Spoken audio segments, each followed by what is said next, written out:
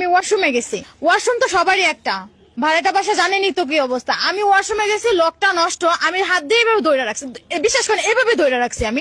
সে এসে ঠাস করে দরজা ধাক্কা দিছে, তাহলে পুরোটা দরজা খুলে যাবে না? আমি তো একটা মেয়ে মানুষ, সে ছেলে মানুষ কিভাবে ওইখানে ঢুকলো? তার কি লজ্জা শরম না? সে কি একটা কাশন দিতে বলো এভাবে করে কাশতে পারতো? আফা আমার খুব জোরে হাগা আইছিল, এমন জোরে হাগা আইছিল আমার উপর আর নিচে খালি ঘামতেছিল। বুঝছেন, এই ধান বিশ্বাস না করে আমি ভূত ধরে রাখছি।